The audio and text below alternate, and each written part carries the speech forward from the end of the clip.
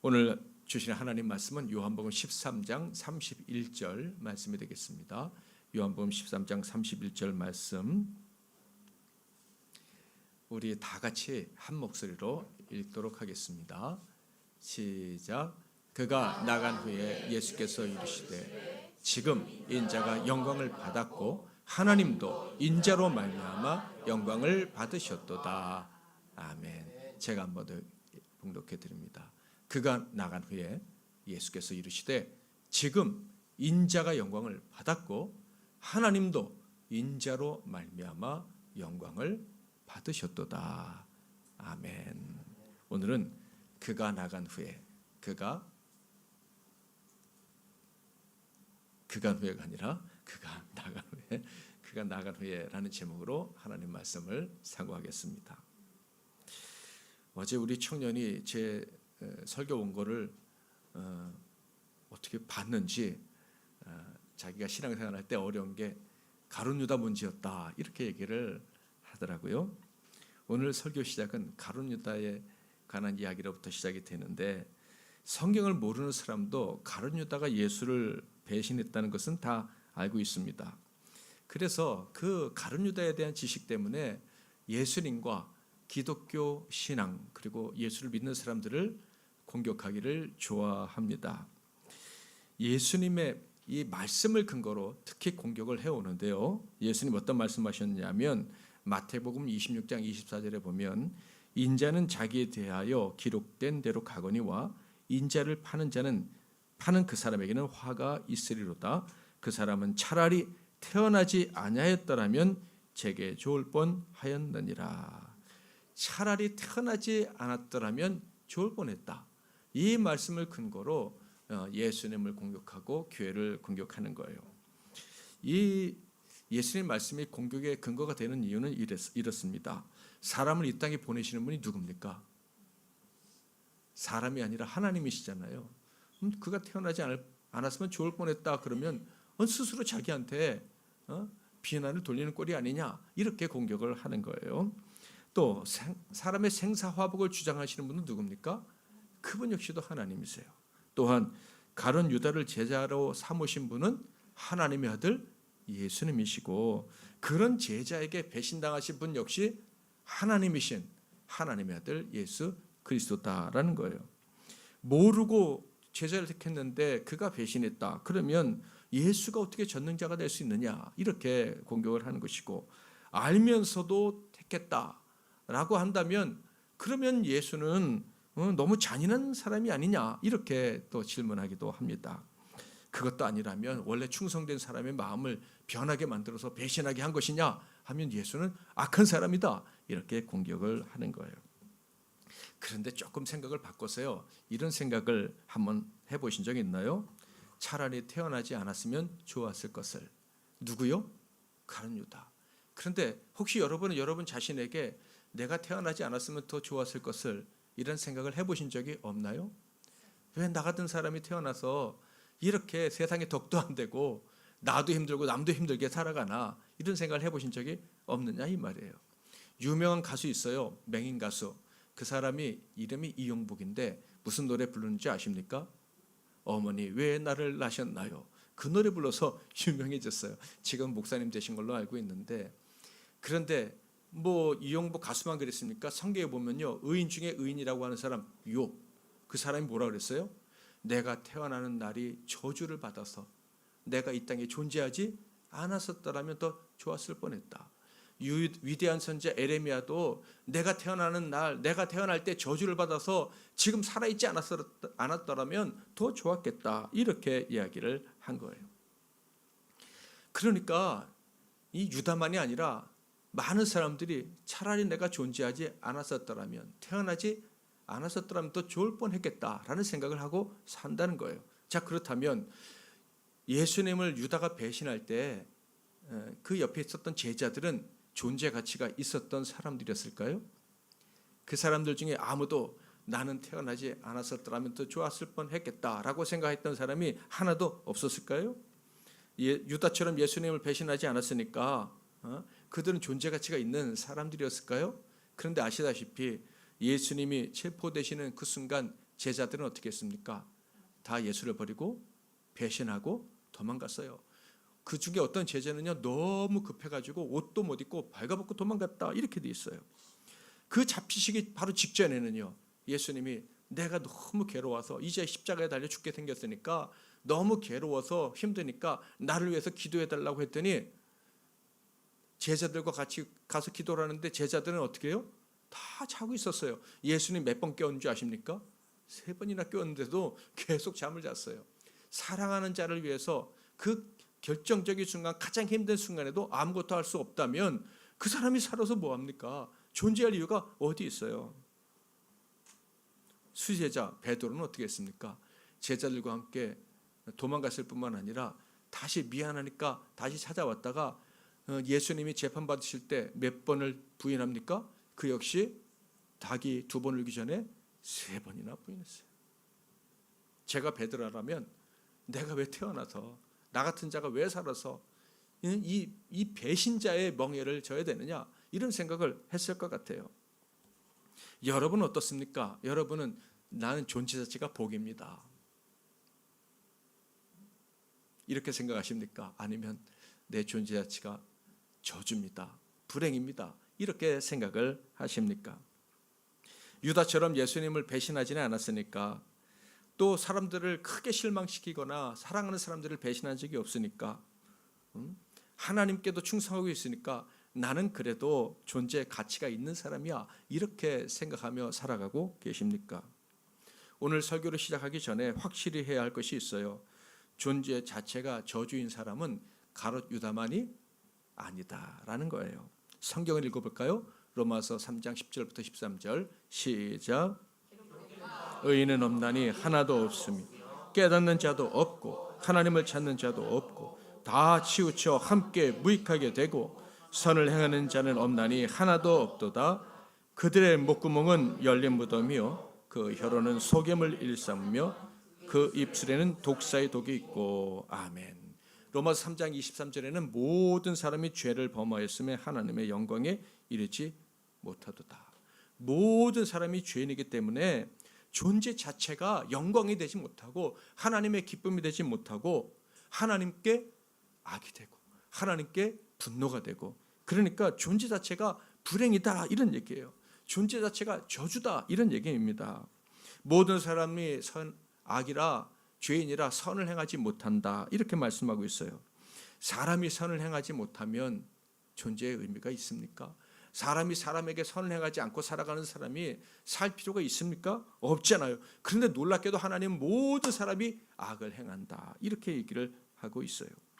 많은 사람들을 살펴보세요. 악이 들통나면 창피해, 이제 악을 행하지 말아야지 이렇게 생각을 하고 악에서 떠날까요? 아니면 자기가 한 악을 합리화시키면서 더 악을 행할까요?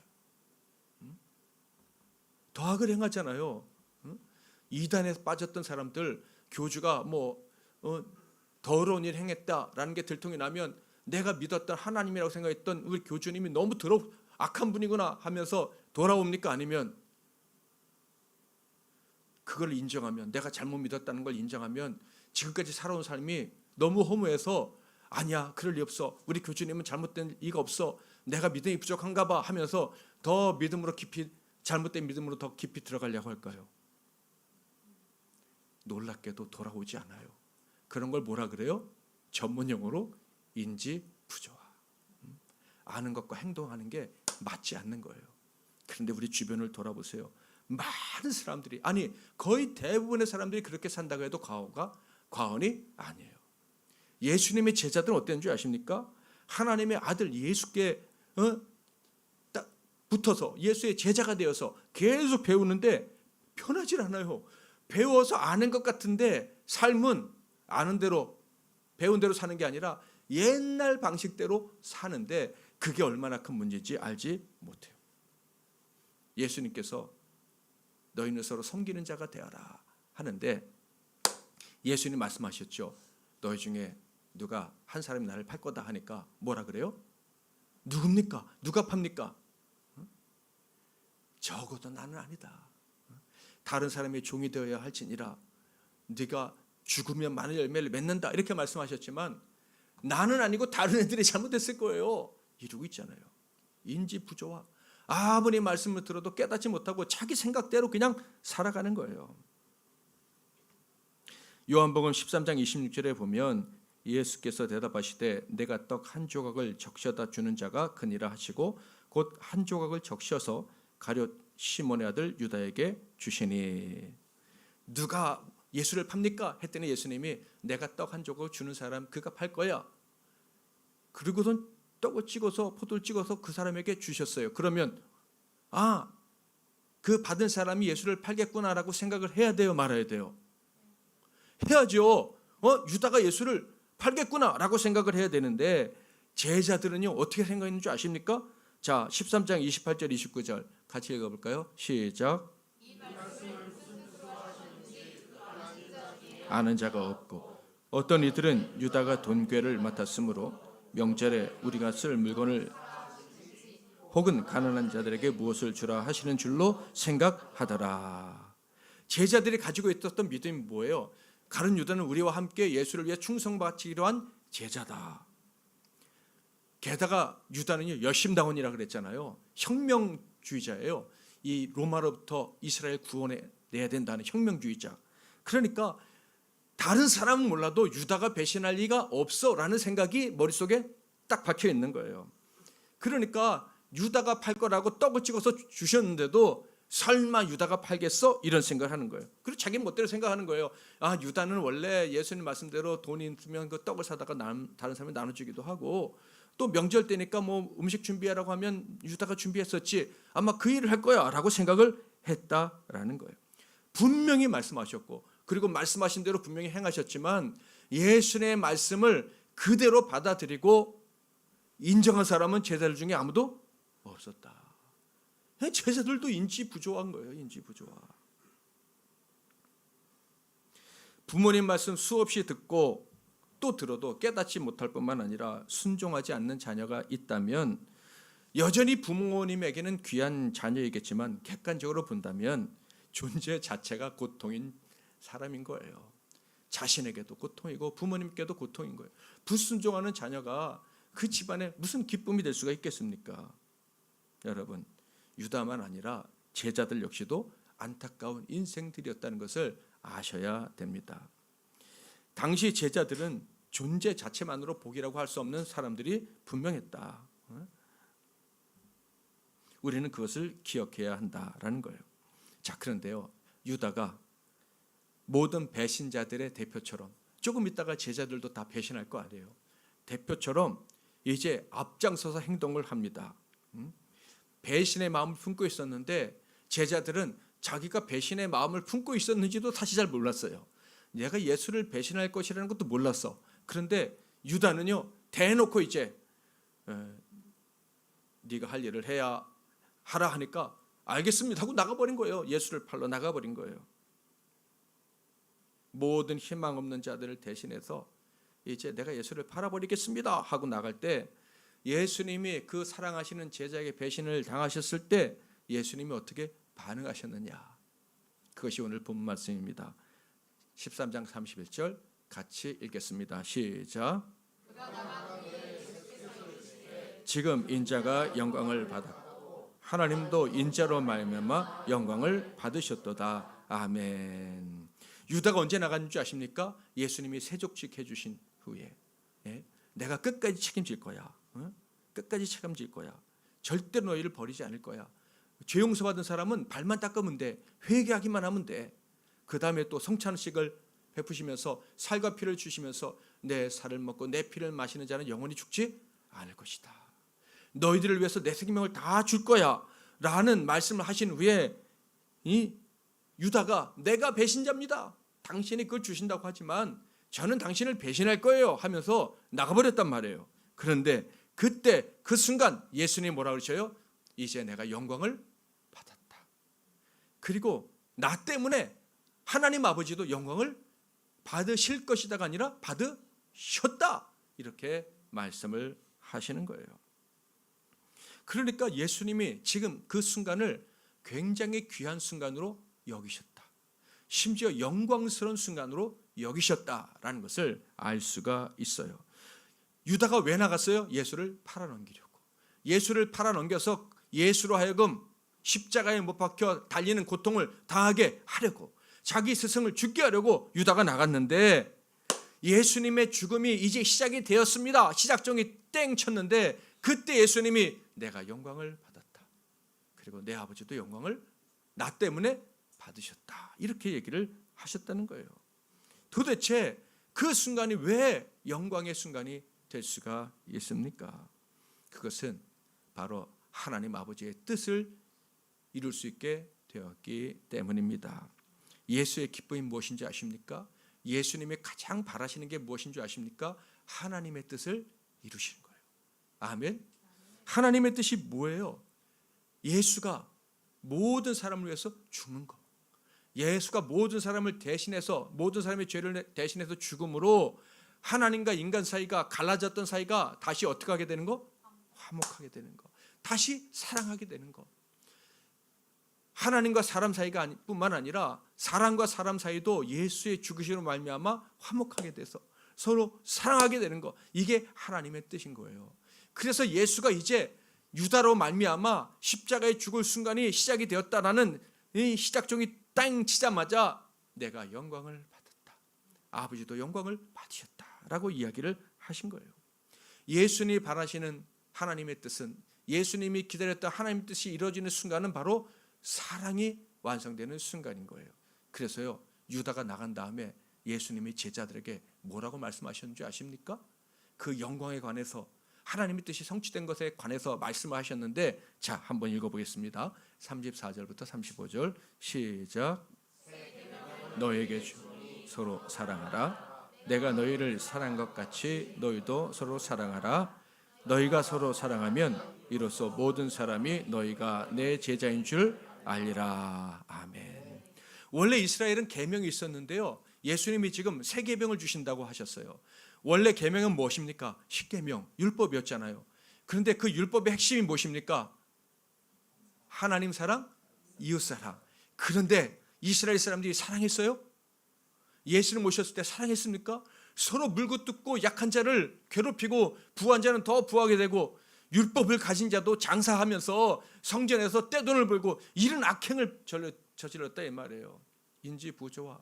하나님 말씀을 사랑이라고 알고 있었지만 실제 사랑하지 않은 거예요. 그런데 예수님이 모든 사람을 위해서 대신 죽는 그 길을 떠난 그 시간이 되었다라고 유다를 통해서 증명이 딱 되자 예수님이 새 계명을 너희에게 준다. 따지고 보면 새 계명이 아니죠. 원래부터 있던 계명을 주님이 다시 새롭게 하셔서 준다. 이제는 지켜야 돼. 마지막 계명이야 하면서 주셨는데, 그게 뭐라고? 서로 사랑하라.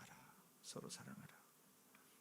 내가 너희를 사랑한 것 같이, 내가 너희를 위해서 모든 것을 준 것 같이, 내가 종처럼 낮아져서 너희의 발을 닦아준 것처럼, 내가 너희를 위해서 생명을 준 것처럼 너희가 서로 사랑해라.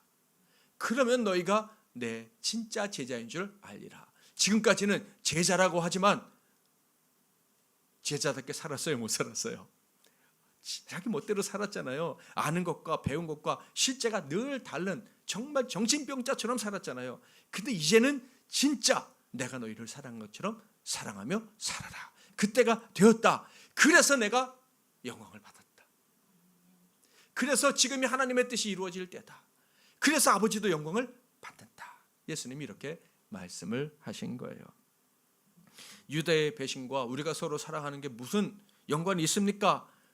라고 질문하실 분이 계실지 모르겠지만 이미 이제 눈치채신 분도 계실 거예요. 신앙생활 하다가 어떤 두 개의 개념이 연결이 안 되고, 그게 왜 그렇지? 머리가 이해가 안 되는데 그래도 목사님이 그렇게 믿어야 된다고 얘기를 하실 때는 머리가 아파도 그것을 내 것으로 만들어야 돼요. 유다의 배신과 우리가 서로 사랑하는 것은 아주 밀접한 관계가 있다는 것을 이제 잊지 마시기를 바랍니다. 신앙생활 덮어놓고 믿는다 뭐 이런 분들도 있는데 절대 그렇지 않아요. 정신을 똑바로 차리고 믿어야 됩니다. 배우고 또 배워서 확신에 이르러야 됩니다. 이단들이 얼마나 열심히 공부하는 줄 아십니까? 진리에 대해서 확실히 깨닫고 그리고 그것을 절대 놓치지 말고 사시기를 바랍니다. 예수님이 유다가 배신하실 때 그 배신을 당하실 때 진짜 우리를 사랑하시게 됨으로 인해서 기뻐하셨다. 아멘. 그렇다면 이제 여러분 배신당할 때 여러분에게 누가 손가락질할 때 어떻게 하시겠습니까? 같이 복수하시겠습니까? 나도 등을 돌리시겠습니까? 인지 부조가 그때 일어나면 안 돼요. 그때 예수님이 어떻게 하셨지? 진짜 제자는 배신을 당할 때도 사랑하는 거고 오히려 더 사랑하는 거고 원수까지도 사랑하라고 하신 것이 예수님의 가르침이니까 그렇게 살아야 돼. 아멘. 이것을 기억해야 되는 거예요. 요한복음 13장 32절부터 33절 같이 한번 읽어보겠습니다. 시작. 하나님도 자기로 말미암아 그에게 영광을 주시리니 곧 주시리라. 작은 자들아 내가 아직 잠시 너희와 함께 있겠노라. 너희가 나를 찾을 것이나 일찍이 내가 유대인들에게 너희는 내가 가는 곳에 올 수 없다고 말한 것과 같이 지금 너희에게도 아멘. 유다의 배신과 함께 예수님의 길이 시작이 됐어요. 어디로 가는 길? 제자들과 잠시 떨어져서 죽음의 길, 십자가의 길을 가는 길이 시작이 되었다라는 거예요. 하나님과 죄인들을 화목케 하실, 사람과 사람을 화목케 하실 출발 신호가 이제 떨어졌다. 그래서 내가 이제 영광을 받는다. 이런 말씀하시는 거예요. 하나님의 영광, 하나님의 빛은요 어디서나 빛나지만 가장 어두울 때 더 밝게 빛나는 법이겠죠. 죄와 죽음의 세력이 가장 강력할 때 하나님의 빛의 찬란함이 세상에 드러나는 거예요. 하나님이 가장 사랑하셨던 아담이 하나님을 배신했을 때 하나님은 그때 양을 잡아서 옷을 입히시면서 내가 너를 절대 버리지 않을 것이다 라는 증거를, 사랑의 증거를 보이셨어요.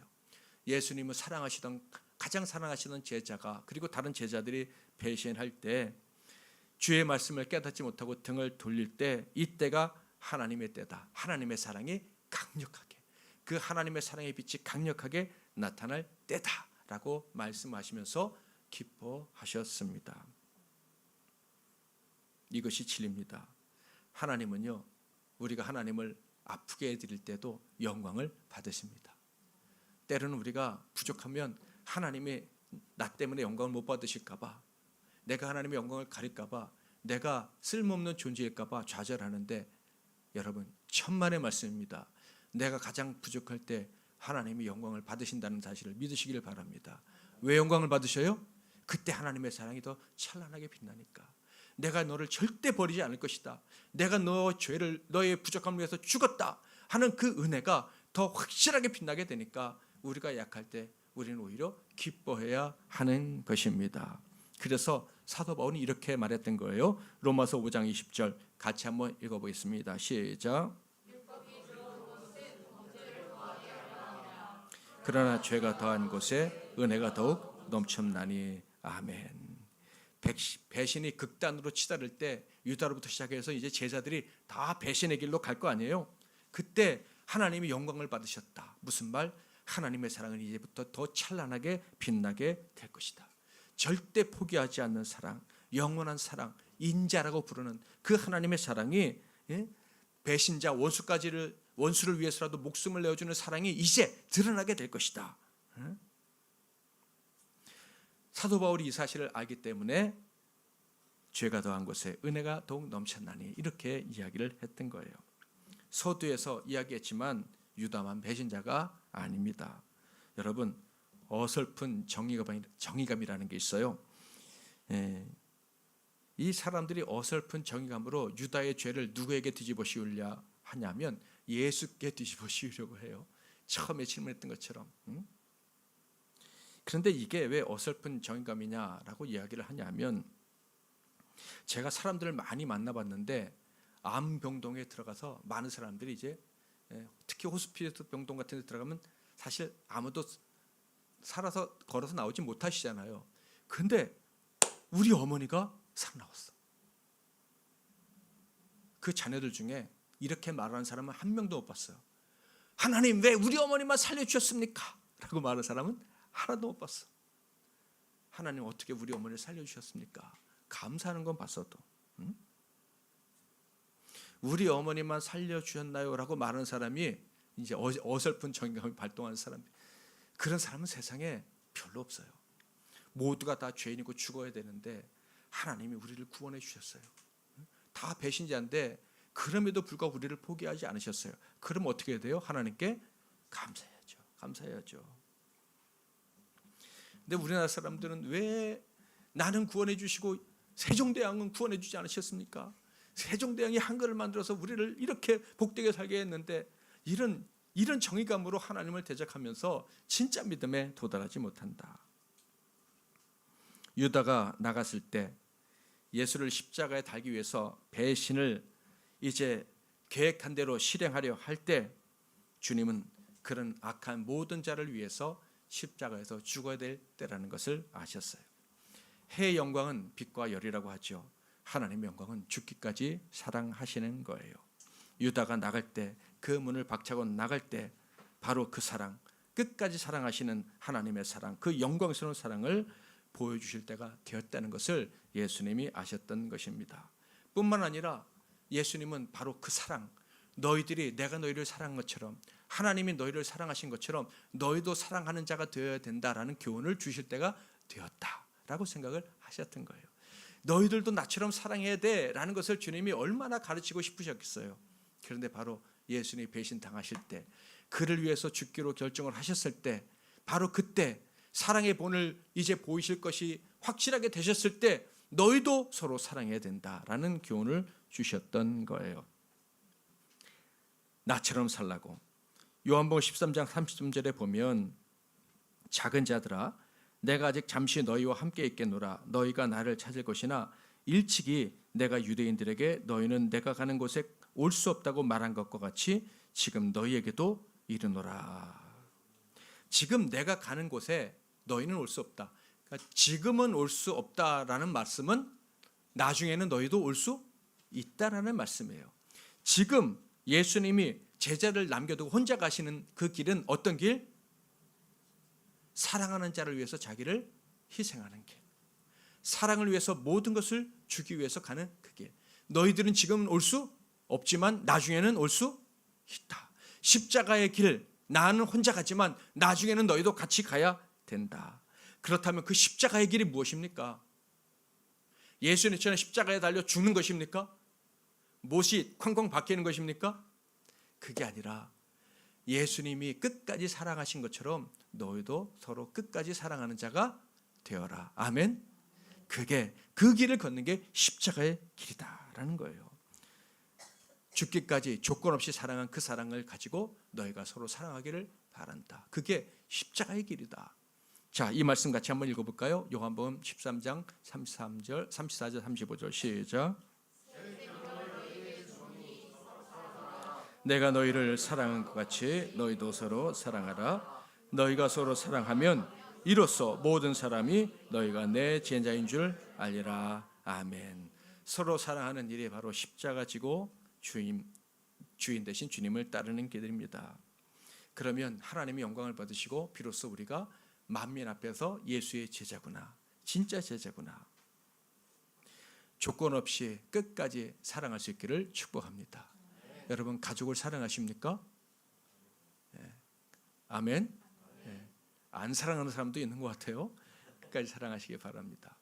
가족끼리 안 싸우시는 분 계십니까? 다 싸우죠. 그런데 정상적인 가족이라면 싸운다고 해서 의절하지는 않습니다. 싸워도 다음날 되면 안 싸운 것처럼 그렇게 지내는 게 가족이에요. 우리 예수 믿는 사람들도 한 가족인 줄 믿습니다. 그런데 매일 같이 지지고 볶고 사는 가족처럼 그렇게 서로를 잘 아는 건 아니에요. 그렇지만 가족이니까 서로 이해하고 사랑하며 살아가야 돼요. 근데 가족들은 이미 알고 있기 때문에 뭐 단점이 나타나더라도 금방 뭐 쉽게 수용이 되는데, 교회 안의 가족들은요, 어떻게 저런 행동을 할 수 있지? 이런 부분이 분명히 나타날 수가 있어요. 맞습니까? 저 사람은 왜 저렇게 행동하지? 우리 가족 중에서 그렇게 행동한 사람 하나도 본 사람이 없어.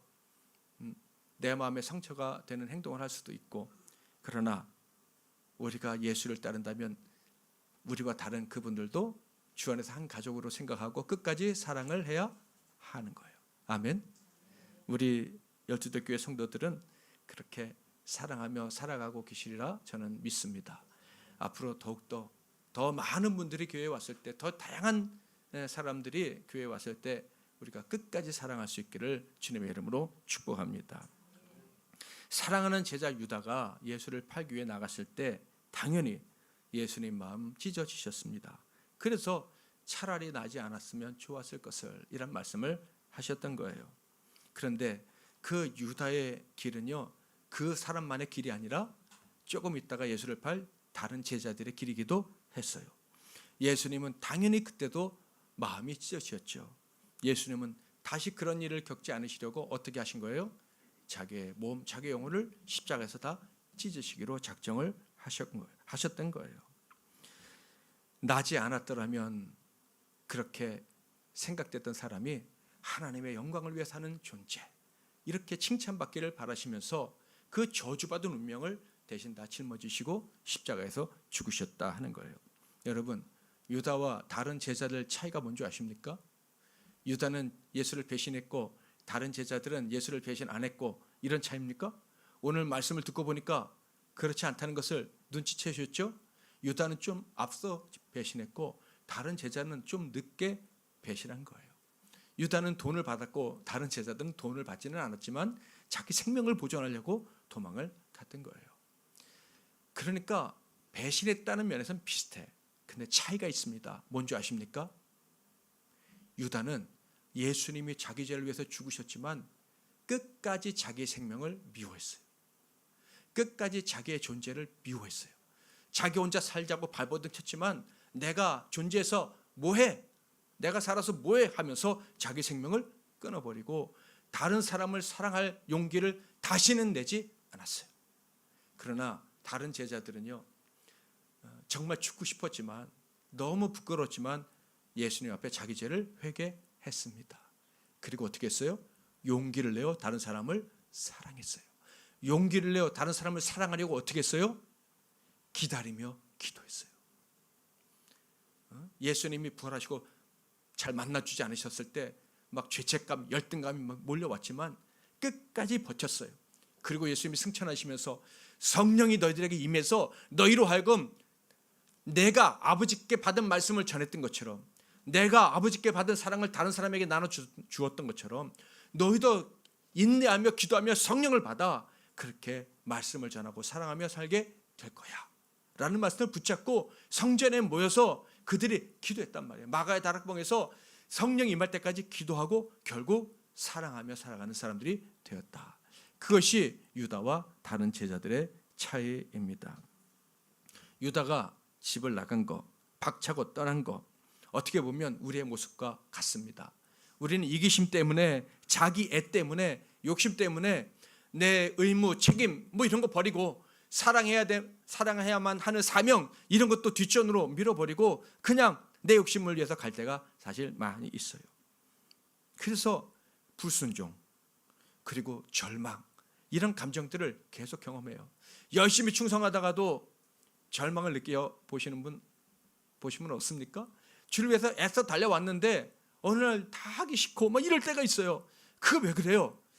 문을 박차고 나갔기 때문에 그래요. 나도 모르게 예수님을 배신하고 주님 뜻대로 살지 않았기 때문에 그런 고통을 겪는 거예요. 여러분, 근데 놀라운 일이 무엇인 줄 아십니까? 주님이 그런 사람들을 위해서 뭘 준비하고 계시다? 발 닦을 물을 준비해 놓으시고, 발만 닦으면 돼. 내가 다 용서해 줄 거야. 내가 너를 절대 버리지 않아. 내가 너를 용서하기 위해서 이 땅에 왔잖아.